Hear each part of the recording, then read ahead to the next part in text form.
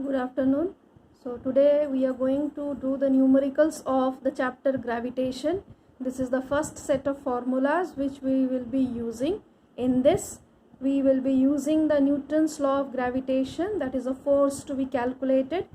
Then we have principle of superposition of gravitational forces, and another will be the mass of a planet or mass of a satellite. The formula is given.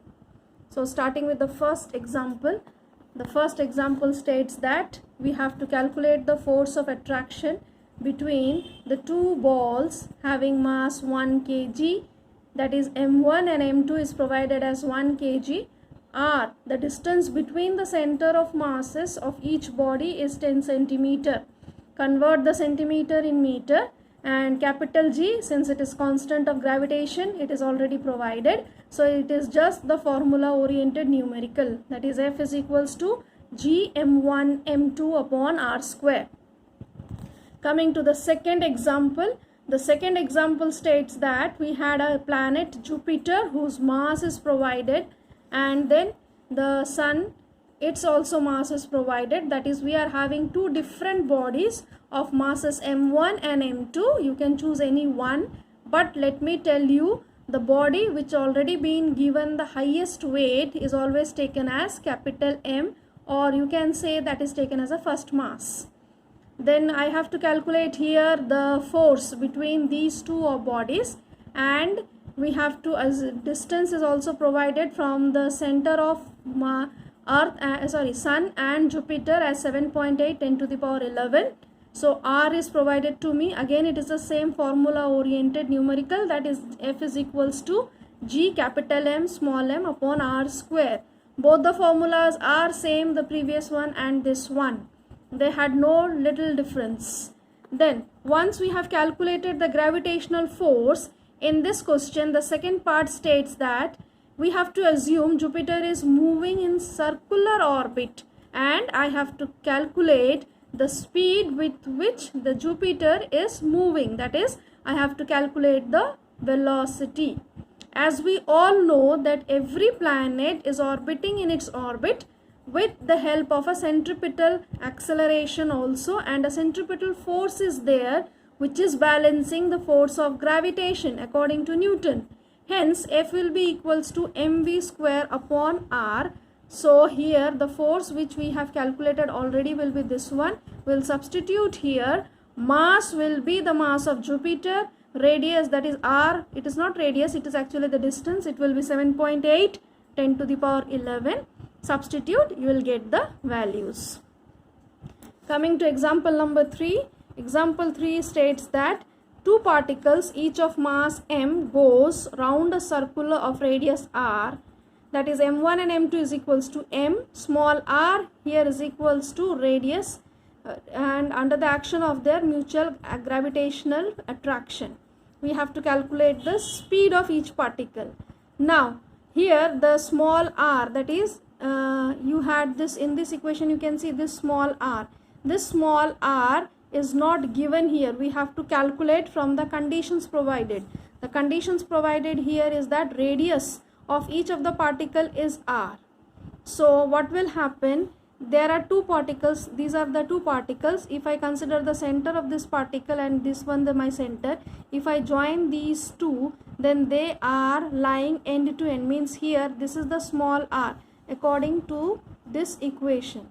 Now in this particular equation they are saying the are back to back, means these two bodies are kept like this. So if they are kept like this, then the center, from center to center the distance will be small r, which is equal to this one if the bodies are separated apart.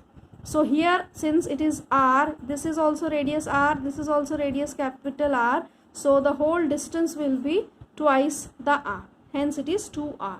So once I calculate the force, I will substitute here. Then what I have to find, again I have to find the speed. So here the centripetal force will be there, that is F is equals to mv square upon r. So this force is balancing the gravitational force. I will equate these two and I can easily calculate the velocity.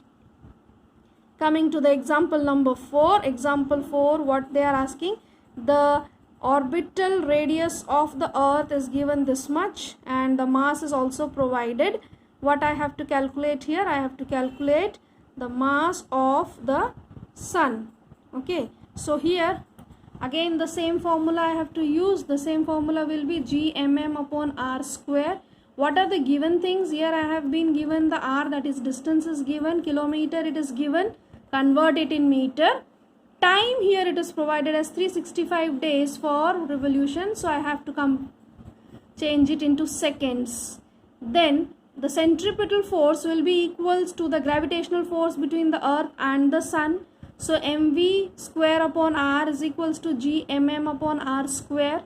Now what I have to find here? I have to find the mass of the sun, that is any one. Either you take it as capital M or small m, it is up to you. What are your assumptions? So if I have to calculate the m, then I have to rewrite the expression. One more thing, here I have not given the velocity, but I can change the velocity with respect to the time period provided, as I know that velocity is equals to how much? 2 pi r upon t. Why it is 2 pi r upon t? This is the circumference of the orbit along which it is moving around the sun. So the time period to complete one whole complete revolution will be 2 pi r. So instead of v, I have substituted 2 pi r upon t, that is distance travelled upon time taken. Substitute all the values, you will get your answer. Similarly, coming to the next one, here two bodies are given. Suppose a body of mass capital M is provided. It is broken into two parts of masses m1 and m2. Okay, so let m1 is equals to m and m2 will be m minus small m. Why? Because it is broken into two parts. So let it be m1 into m. Okay, now second, how many m1 and m2 related? So that the force of how are m1 and m2 related, so that force of gravitational attraction between the two parts is maximum. So again I am using the formula of force of gravitation, Gmm upon r square, where one of the mass is m. Since it is broken into two parts, so capital M minus small m will give me the other mass, another body's mass. So I will substitute like this. Then what will happen? Here they are asking me that how the two masses are related, so that the force of attraction should be maximum. So to find the something maximum, what we have to do, if suppose any variable is given, if that variable is equals to constant, then what will happen? I have to differentiate that variable, that is d by dx should be equals to 0. This is one condition to get the maximum value. क्योंकि आपने पहले भी देखा है differentiation में अगर d by dx is equals to 0 बोलते हैं, या suppose d by d of capital A is equals to 0, then this A is said to be A is equals to constant. Similarly here also I have to find that maximum value. It means there are some constant values which will help to relate the m1 and m2. In that condition I have to differentiate the force with respect to the mass. So if I have to differentiate the force, then G upon r square will be a constant. It will be taken out. Then d by dx of mm minus d by dx of m square. So according to the differentiation rules, it will be m and it will be 2m. Then it has to be maximum. So obviously the differentiation should be equals to 0. If the differentiation is equals to 0, it means this whole parameter should be equals to 0, and easily I can get the value of m. So m1 and m2 is nothing but m by 2. This is what we have to prove, because the first statement is telling m is broken into two halves, m1 and m2. Okay. Now coming to the next question. Now we are going slowly to the higher level. Here we have three equal masses. A, B and C are the vertices of an equilateral triangle where it has been placed. What I have to find? I have to find the force acting on the mass 2 meter placed at the centroid G of the triangle. What is the force if the mass are at the vertices A and doubled? So here G is the center of mass and the body is kept 2 meter away from the center of the mass. It means the force is acting like this also. So this is an equilateral triangle, and since all the sides since it is an equilateral triangle, all the sides are having the equal dimensions, and as a result the lines which join the centroid will also are in equal dimensions. So let AG, BG and CG are 1 meter. They are 1 meter away from each other.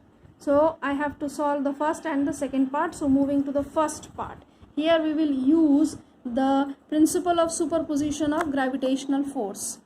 Now you can see here we had the coordinate problem, means coordinate axis. Now equilateral triangle, each angle is 60 degrees. So suppose there is a bisector, then it will divide it into 30 and 30. So here you can see the angle along the positive x-axis and the negative x-axis, that is BC and BG and CG is equals to 30 degree. So the force will be GMM upon R square. Since it is calculated along the y-axis, so it is J, and since we have to resolve it into components, so J can be written as minus of I cap cos theta, as this contributes to the negative x-axis, and minus of J cap sin theta, that is a component of the I cap.